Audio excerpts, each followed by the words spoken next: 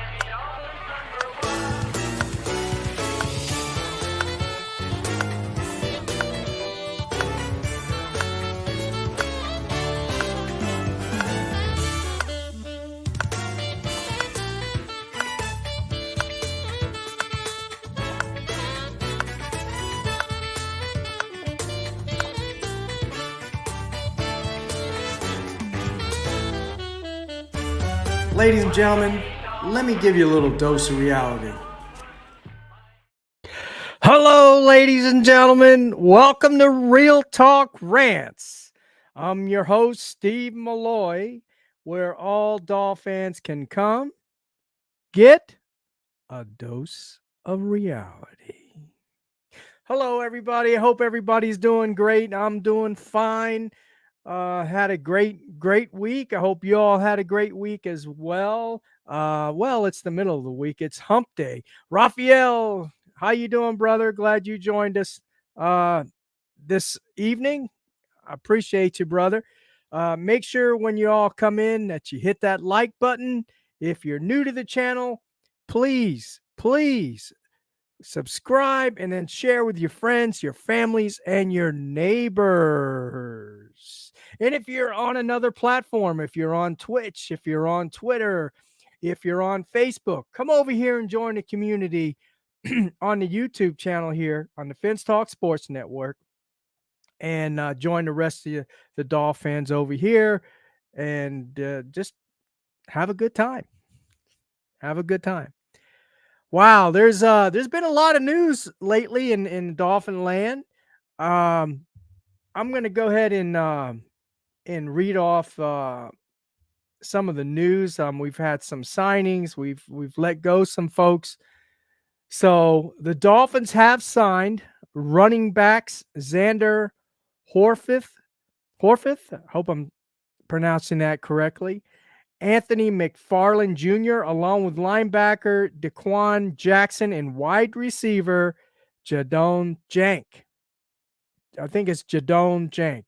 Jadon. Jadon is how I pronounce it. Jank, wide receiver. Additionally, the team placed offensive lineman Sean Harlow, who we just acquired not too long ago, just maybe 2-3 weeks ago, I think it was. He was doing okay. He was holding his own at the guard position. It might have been a depth piece, but I'm sorry for his loss. He actually was doing pretty good. But they put him and wide receiver Willie Snead on the reserve injured list. And not surprising, they released running back Savon Ahmed, and they waived injured linebacker Ezekiel Vanderberg, another guy that was doing pretty well. And, unfortunately, he got hurt as well. Let's see. What do you got? What you say here, Raphael? I heard OBG snap about being asked being the new Will Fuller. Then Tua talked about coach Beat Flores, Veridistan week. Yeah, we're gonna get into a little bit of that. I've got some gonna get into the Tua comments. Also, I have a video on that. I also have a video on Brady, on his insights into hard coaches and being toughed up. Being tough as a coach. And also a little bit of Nick Saban as well, how he actually talks to his quarterbacks and players and his type of coaching style. Now, a lot of people, thought, well, he's a hard ass, Nick Saban and all this kind of stuff. Well, it turns out he, at least according to him, he's not. And he coaches at the college level. Remember, he was a coach for the Miami Dolphins for a short time. He resigned and he went back to college. He couldn't take the heat at the NFL level. So you take that for what it's worth. Yeah, I agree with you on that, Raphael. Chris Brooks does run angry. Yep, I definitely agree with you there. Vandenberg was in USFA 2023. He got hurt last year and this year. Yeah, I know. Unfortunately, he's one of those guys that was trying to at least get onto the practice squad, and he's hurt. So they released him.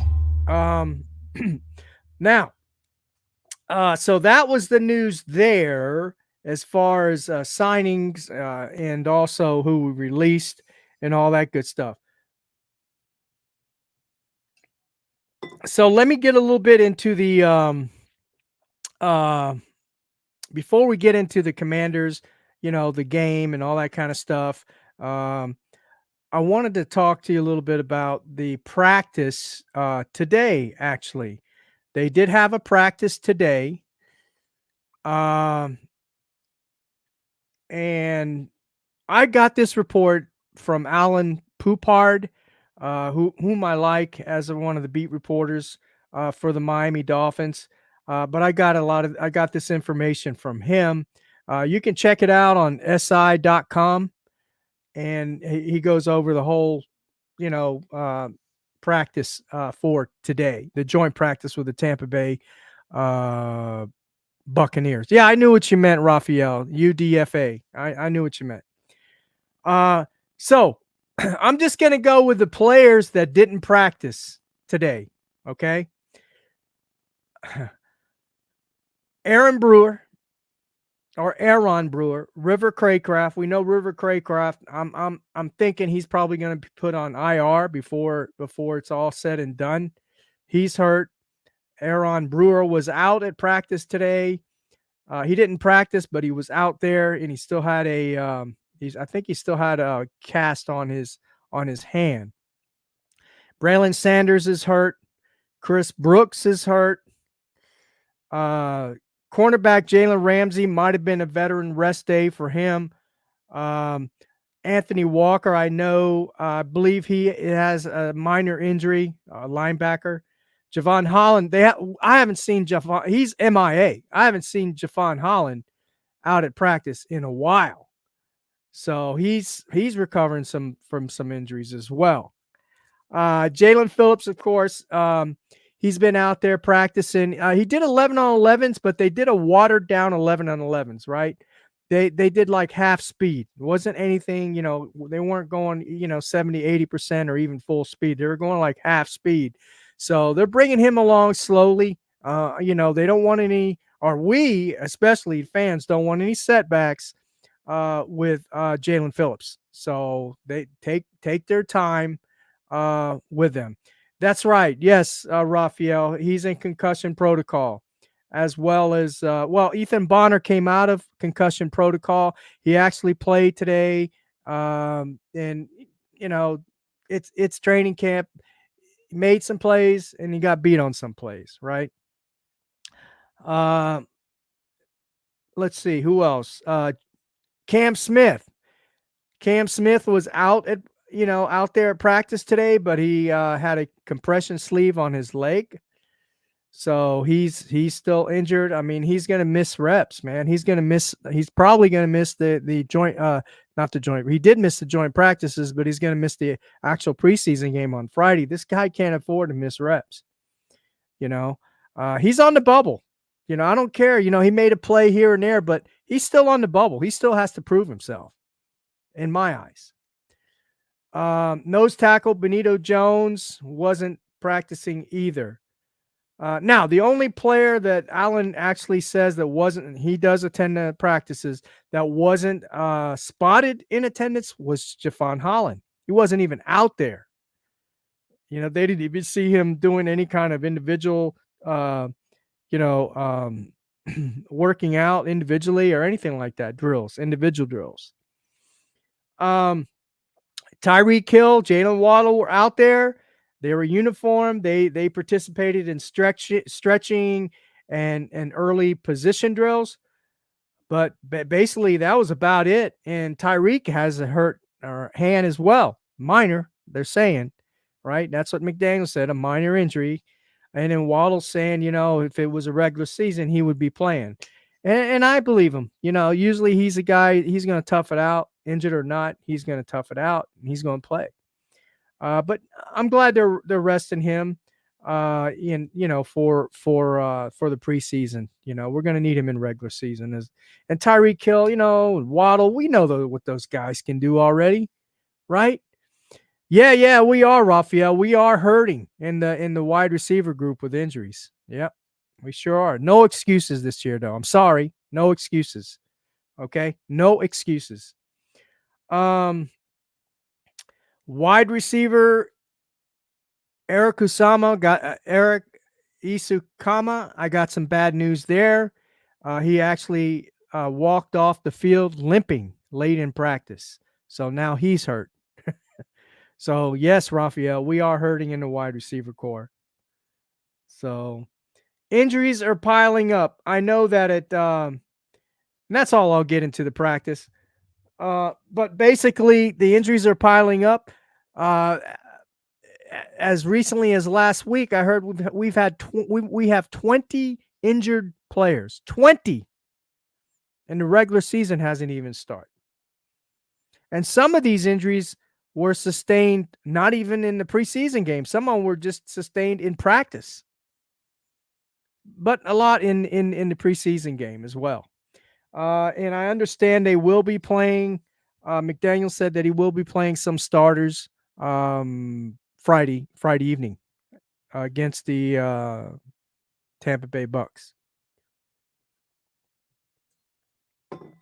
But that was about it as far as that goes. Let's talk a little bit about the Washington Commanders game before we get into the Tua stuff and all that, into the nitty gritty, into the juicy stuff, right? Let's see what. How's it going, Cap for Life? Appreciate you, brother, for joining us this evening. I think Cam Smith only makes roster due to being second round draft pick and plays special teams. Yeah, he says that's not his cup of tea, special teams, but I think he did play some at that position last year. Oh no, that was my bad. That was Nick Needham. Doesn't like to play special teams. But yeah, that's probably the only reason how he makes this team. But then again, you've got Sirian Neal, who's been playing well. He's a special teams guy. I guess Cameron Good is still injured. I haven't seen him all training camp, so I don't know what's going to happen with him. But he was another special teams guy. But let's get a little bit into the Washington Commanders game. I know it's been a while. It was last week, but I did want to talk a little bit about that. And I know a lot of folks are, excited about a lot of players, that are with the team. I know Patrick Paul. There's been some hype on Patrick Paul. There's been some hype on Jalen Wright, who's injured, by the way. I think he's nicked up a little bit, by the way. And And I know there's been some other names that have been mentioned as well. Storm Duck. What's the other guy's name? Oh man, let me look. I got it right. I got it here. Let me check the guy that I'm. Help me out if you all know who I'm talking about. The other defensive back or cornerback. Anybody remember his name? I don't remember his name right now. Oh yeah, Elijah Campbell's been playing well. You got Storm Duck. You got Isaiah Johnson. Yeah, Jason Metry.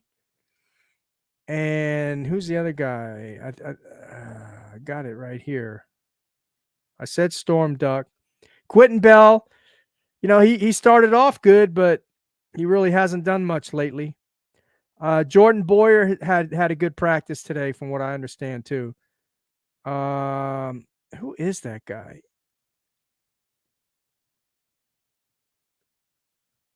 Is it McIntosh? Is that him? Or McGinnis? Or someone like that. Anyway, I can't remember his name. But I know Jason Metry. He's been playing very well. Storm Duck, you know, and these guys are not going to make the 53 man. I don't believe they're fighting for practice squad spots, right? Storm Duck, maybe he makes it. I don't know. You know, maybe, right? But you know, Ethan Bonner, he's kind of died off too. You know, he was making plays in the beginning of camp, but he's starting to die off. And then he sustained that concussion, so that didn't help his cause either. But Patrick Paul, I know everybody. Ethan Bonner, yeah, I know Ethan Bonner. He had a decent practice today. Raphael, the safety that you mentioned here, I can't remember his name, McIntosh or that guy right there, whoever you mentioned, he was hurt today. He got hurt in practice today, from what I understand. So, you know, I don't understand it, man. You know, this load management crap is for the birds, if you ask me. You know, it's not helping these players get conditioned for the regular season, right?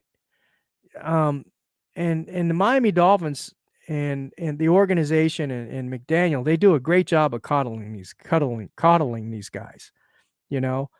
And it didn't work last year because we sustained a lot of injuries. It didn't work the year before, right? Hasn't toughened this team up. What has it done? What is this load management crap and keeping these players out of practice and giving them veteran rest days? You know, I can see 1 day, but 3, 4, 5, 6 days. That's ridiculous. It's ridiculous. McMorris, yeah, that's his name. Yep, McMorris. I believe he got hurt today in practice. Yep. California, welcome. Appreciate you, brother. Thanks for joining.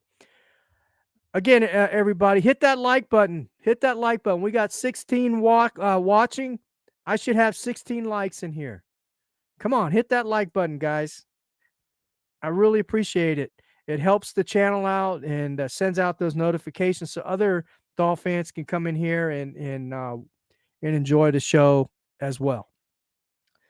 But I wanted to go over, you know, because everybody's been talking about this Patrick Paul guy and all that. Ladies and gentlemen, Patrick Paul, and I hope y'all were able to watch the game against the Commanders the other night. He made some critical mistakes. He almost got Mike White killed back there. Okay?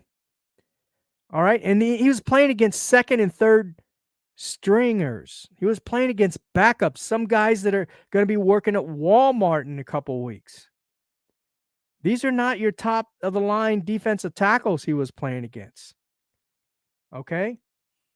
But I'm going to give you these grades. I know a lot of you folks like PFF. I do. I like PFF. It's not the gospel, but it gives you an indication of these guys' performance. And if you read the PFF grading system, and you look at their grades, and then you actually watch the game, and you're watching the specific players, and you can see that normally the grades are pretty good indicator of the player's performance. So let me go over here and find it, and I'm going to get you these grades for the offensive lineman for the Miami Dolphins the last game against the Commanders. Number one on the list, who had a grade of 77.6, was Kendall Lamb. No surprise. Playing against backups, okay? Playing against backups, second and third stringers, okay? Matthew Jones had a 62.3. And mind you, anything below 60 or below, 60 are backups. That's a grade for a backup, okay? And these guys are playing against backups and getting backup grades or rankings. So what does that tell you? Okay. Matthew Jones had a 62.3. Jack Driscoll, 61.9. Andrew Mayer, 61. Austin Jackson, our starting left tackle, had a grade of 58.6.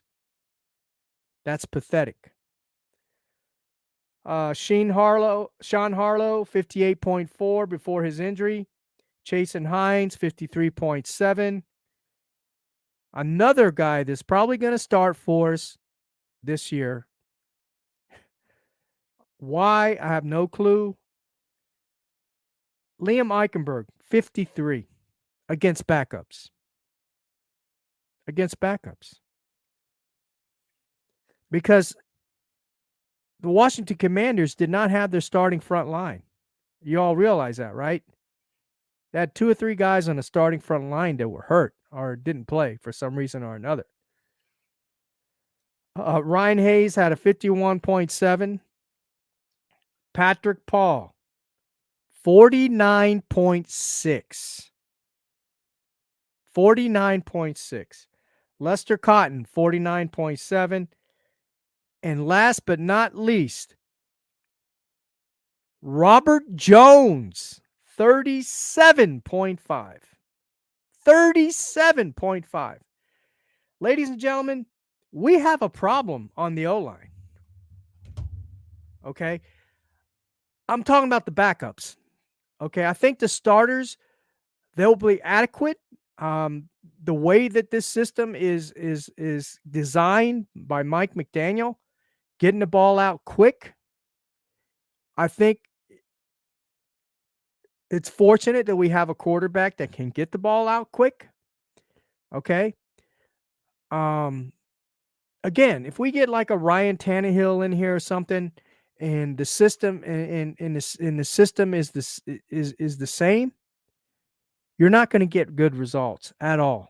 Because Ryan Tannehill does not get the ball out quick, does not have a good pocket presence. As much as I like Ryan Tannehill, okay, as a backup, okay, as a backup. Because if Tua goes down at any point during the year, right, and let's say it's the 7th or 8th game of the season, everybody's in the flow, everybody's, is adjusted to the system, everybody's gelling, your quarterback goes down, you bring in, let's say, a Ryan Tannehill, or heck, even a Skylar Thompson or a Mike White, right? Now, Mike White and Skylar Thompson have one advantage, right? And that's that they've been in the system for a couple years already. So they have one advantage. And I think Mike McDaniel can scale it down for those two because they've been in the system and they know the system. And they know, and McDaniel knows what their strengths are and things of that nature.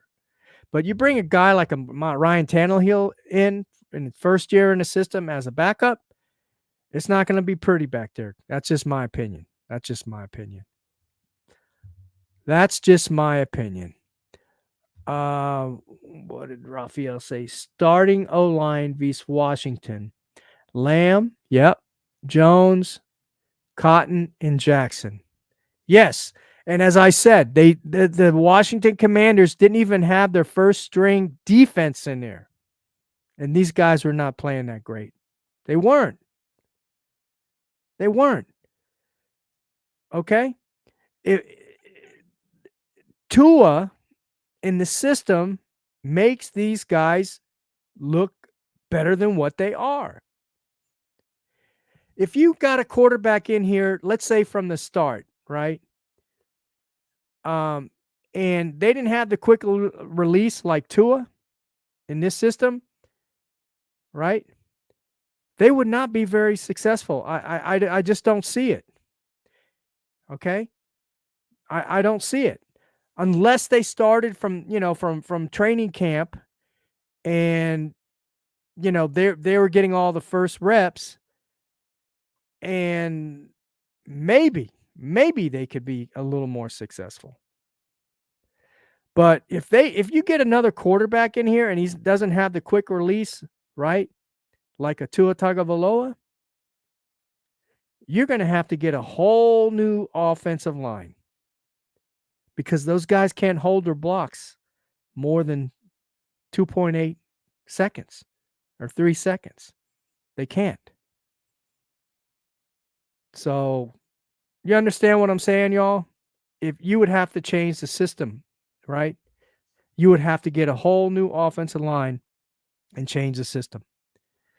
And that's not going to happen anytime soon because we got our quarterback just signed his 4-year extension. So he's going to be with us for at least 2-3 years. So that this is the system that you're going to get. I know folks are saying John O. Smith might, he might make a difference. He might, add another dimension to this offense. Maybe. How much of a difference? Hell, OBJ hasn't even practiced yet. He may be on IR at the start of the season. And so you will be relying as John O. Smith as that third receiver, as opposed to OBJ. So I don't know, man. But anyway, look, going back to the Washington Commanders game, it was an ugly game. It was a long game. It just went on and on and on. I couldn't wait for the game to be over. It was boring. But yeah, so it's preseason, guys, and I see it all the time on X. I see it on on Dolphin fan pages on Facebook and stuff, hyping these guys up like they're going to be the next best thing since sliced bread, right? Storm Duck and Jason Maitre and Ethan Bonner. Those guys may not even be on the roster on August 27th when they have to do the cut down to 53. They might just be on the practice squad. I know we as Dolphin fans, we get excited and everything. And what makes it bad is you got you got the players, you got the coaches hyping these guys up, whether they play bad or good, they're hyping them up. They're not going to say anything negative about it. So the fans, read into that too much and they're like, oh man, yeah, he said this guy's great. And did you hear the comment what Mike McDaniel said about the O-line? Oh, they're playing great. Everybody's doing a great job. Blah, blah, blah, blah, blah, blah. I'm not quoting him, of course, but you get the picture. Okay. He's not going to say, oh yeah, Robert Jones had a 30.67 PFF ranking. He just looked terrible out there. He was getting Patrick Paul got beat and almost got our quarterback killed. He's not going to say that. Okay, he's especially this Dolphins organization. Now, if Vic Fangio was on still the defensive coordinator, you might get some truth out of him, but you're not going to get any truth out of Weaver. Everybody's good. Everybody's great. Everybody's playing great. Everybody's improving. Okay, both him and Mike McDaniel are like two peas in a pod. Well, we'll see how it works in December and January. This player-friendly social worker type of atmosphere and country club atmosphere that the Miami Dolphins have down here in Miami. And Kalis Campbell, guess what he said? When they were interviewing him or talking to him about being, coming to Miami. Oh, I heard it was, it was a nice place to be. Everybody treated you nice. Okay. So anyway, let's get to the, I wanted to get to the Tua video. So I'm going to go ahead and play the Tua video. Then I'm going to play, then we'll talk about that a little bit, and I'll give you my opinion on that a little bit. Then I'll go back, we'll contrast it with Brady, Tom Brady speaks, and then Nick Saban. And then we can talk about it, and I'd like to get some of you guys' input, and if you have any questions as well, okay? So here we go. 72 undefeated. What's going on? I'm glad you joined us tonight. Appreciate you, man. Yeah, I was down there. I lived down in South Florida, in Miami, in the 70s. I was at every game at the Orange Bowl and watched that 72 undefeated team. So got to meet a lot of those players as well. All right, so let's go to the Tua video I have. So this was Tua being interviewed by Lipitard. Here we go. Talking about Flores. They asked him the question. Between having, can you explain to us the difference in practical terms between having a coach who did believe in you the way that he did, and the difference between that and what was happening with Flores? Yeah. Well, to put it in simplest terms, if you woke up every... All right, so that's Tua Tagovailoa was asked the question about Flores. Number one, I would have never answered that question. I would have said, it's in the past. I don't want to talk about it. I'm moving forward. I got my coach, Mike McDaniel, treats me well. He's a great coach. La, la, la, la, la, la, la. Okay? That's not classy at all. Okay? Now he said something about a terrible person. Do I think he called Flores a terrible person?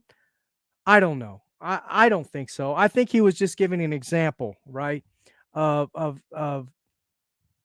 one person to the other, kind of an example, maybe an extreme example. I don't know. Okay.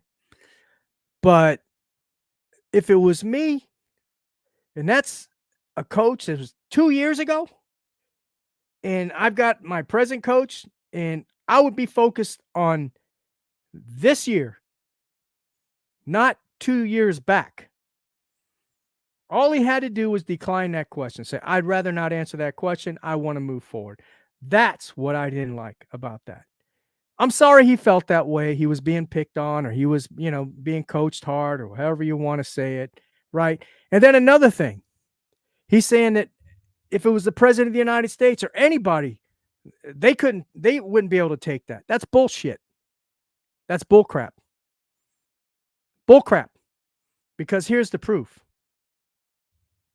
That if the coach was going to be hard on me, I was going to accept the difficult coaching because I needed to hear it. And again, it motivated me. And there was a lot of players on our team that would see me get coached hard, and that they would say, okay, I got to step my game up because I don't want to get yelled at. Tom's getting yelled at. I don't want to get yelled at. Yeah. How do I up my game? And I think that's what accountability looks like. And you can't be, so have your ego so big that, any criticism is going to, lessen your confidence. I mean, look, you're going out there in the Super Bowl in 2 weeks in Vegas, and you got hundreds of millions of people watching. You better be tough at that point.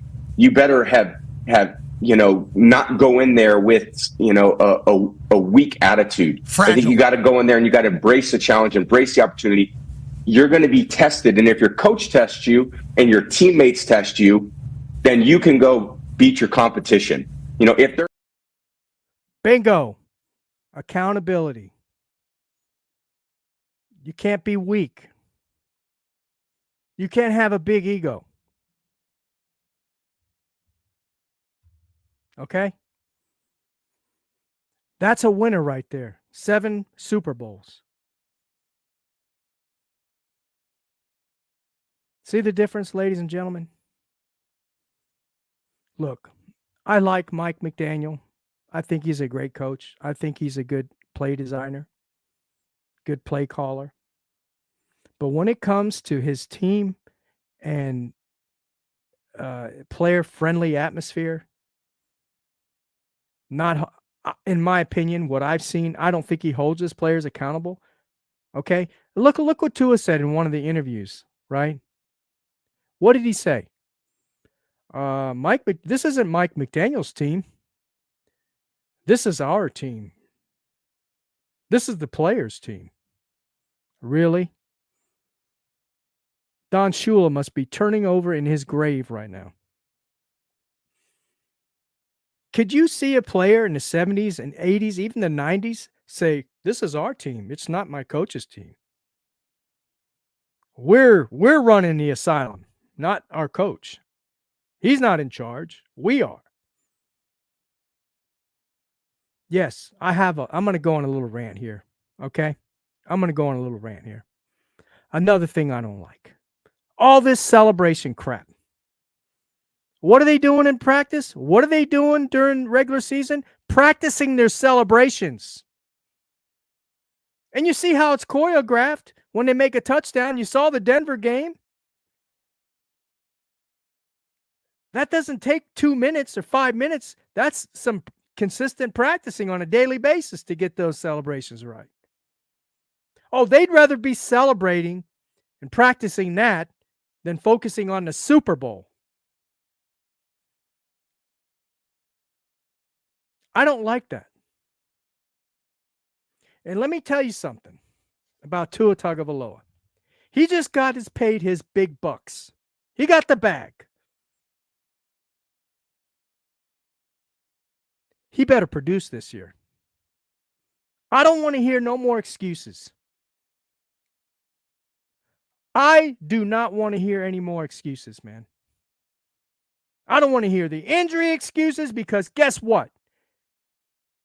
We didn't have a bunch of people injured when we played Buffalo, when we played Kansas City, when we played the Eagles,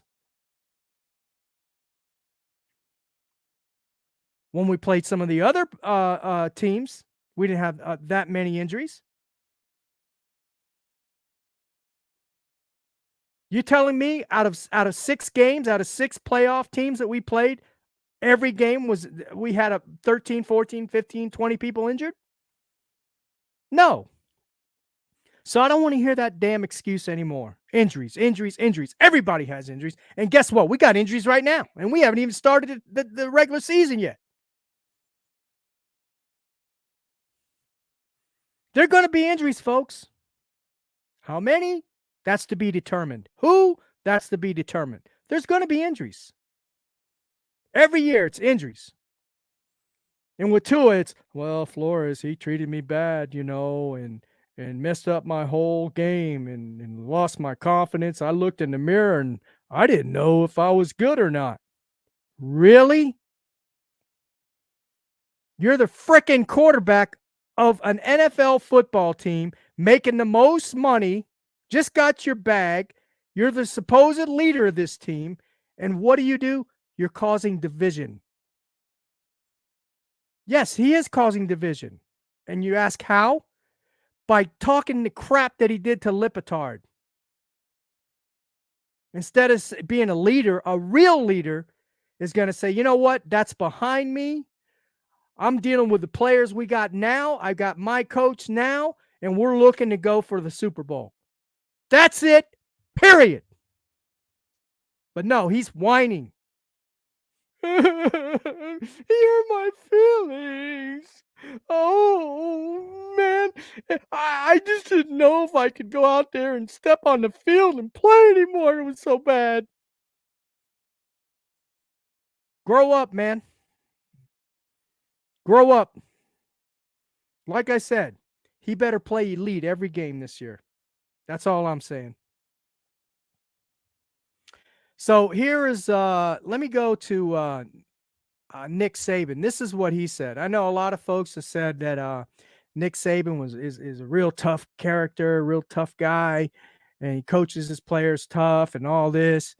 Well, let's see what he has to say. something special with the quarterback. I always stood behind the quarterback. I always wanted to hear their version of what was happening. I was never negative with them for the rest of the team. It was always more effective to me to show than it was to tell. Your position is hard to play because the people around you don't play well. So what are you going to do to enhance that? How are you going to get the players around you to play well? You got to have good work ethic. You got to be able to overcome adversity. You have to reinforce positive performance from the other players. Hey, King, go out. You can't be a transactional leader.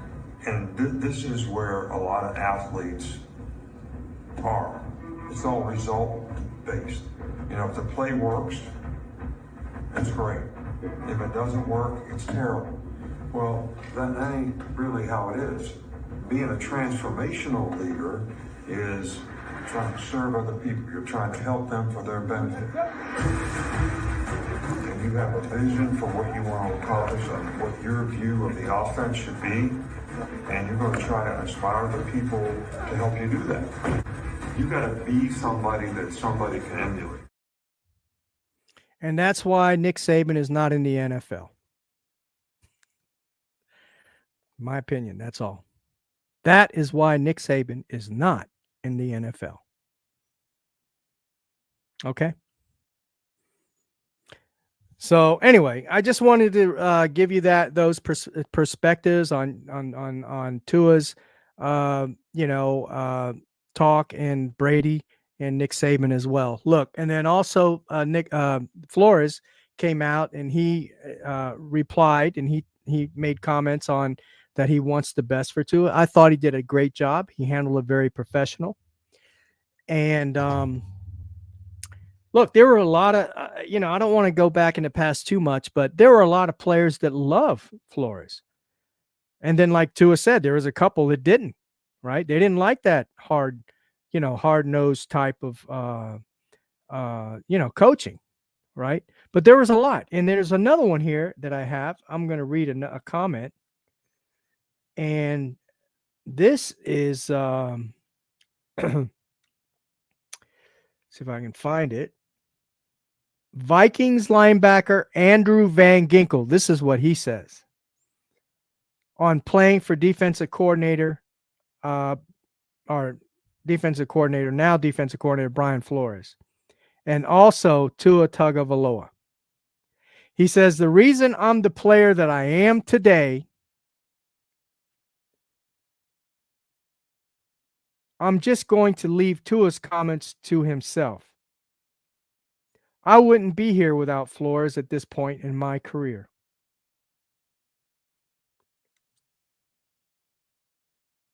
So there you go. Andrew Van Ginkel. Andrew Van Ginkel. All right, ladies and gentlemen, it's about that time. I really enjoyed chatting with you all today. If you have any questions for me or any comments, please let me know right there in the chat. And that's right, Cap. Yep. AVG said that. Yep, he did. So, and I know Christian Wilkins was another one that that basically liked the coaching style of Flores, and so did Jerome Baker, remember, in Hard Knocks? All right. So there was a lot of players. Look at Brady, 7-time Super Bowl champion. Okay. So that's all I got to listen to, what he said. All right. But Cap, what'd Cap say? Great show, Steve. Take care and stay safe. Everyone, good night. Yeah, thanks, Cap. Appreciate it, man. Don't forget to hit that like button if you haven't already, brother. Absolutely, Raphael. I appreciate it. If you guys have any questions or anything, just let me know in the chat, and I'll put them up here. Let's see. Here's one. What do we do if Tua chokes in December and January? Who will be on the hot seat? If he chokes in December and January, and we still make the playoffs and we win a playoff game, nobody will be on the hot seat. But if he chokes in December and January and we make the playoffs and lose, or we don't make the playoffs, Mike McDaniel will be on the hot seat. Chris Grier will be around. He's a survivor. Okay. And the reason why I say that 72 undefeated is because who went to bat for Tua Tagovailoa to get his pay, to get his bag? Mike McDaniel. He went up to Ross and said, "Hey, we need this guy, pay him his money." It wasn't Grier. Actually, Grier was holding tight on not paying the money. Okay. And who's the one that's been talking about the O-line recently? About how good it is. And now some of you, really think this is a big weakness in the Dolphins. I don't think it is. I think they'll be okay. With under the circumstances that we are playing under now with this system of Mike McDaniel, I think they'll be okay. It'll be just fine. But who's the one that's been saying the offense is fine, he's great, everybody's great, and everybody's doing good on the offensive line? Mike McDaniel. So just like Flores, just like Gase, just like all the other coaches that's been under Grier, Mike McDaniel will be on the hot seat. That's my opinion. What did you say, California? It's not if it's when 72. Okay. I don't know what you mean. Dan Marino needs to hook up Tua with those gloves he made commercials. Yeah, the isotoner gloves. Yeah, absolutely. I don't know, man. I don't know if that's going to help. But anyway, guys, I appreciate you for joining tonight. And make sure you hit that like button. If y'all are, if you got any folks that are watching this show from other platforms, come over here, join the community here. Hit that like button. If you're all new to the channel, anyone new to the channel, please subscribe, share with your friends, your families, and your neighbors. And guys, I just want to make mention too. I don't know if you all know this or not. We do have super chats here. Just so you know, okay.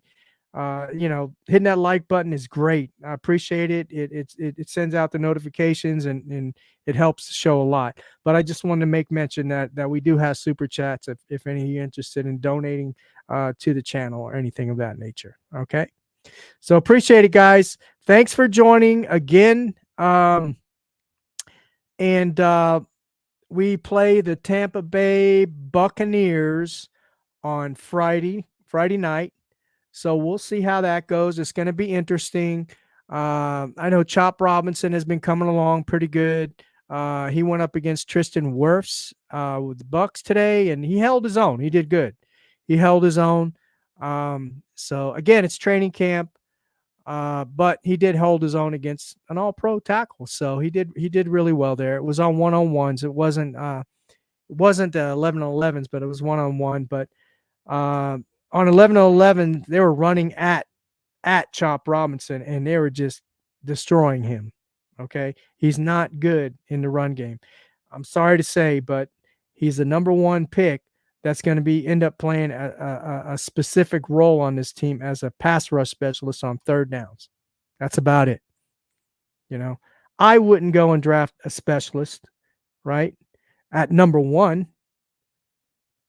But anyway, that's Miami Dolphins organization for you guys. But let me let you go. I can talk all night. But I appreciate you again joining tonight. And probably going to do a show, try to do a show this Saturday afternoon. I'll try to do a show. Going to keep the show on Tuesdays at this time at 7 p.m. Eastern Standard Time. So that will continue to be the time frame for this show. Also, make sure you check other shows that are on the Fins Talk Sports Network here. We got a lot of great content, a lot of great content creators.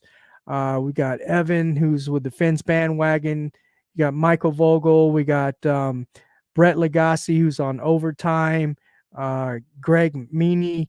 And I know I'm missing a bunch of people. I can't remember everyone. Oh, Hank, Fish Tank Hank.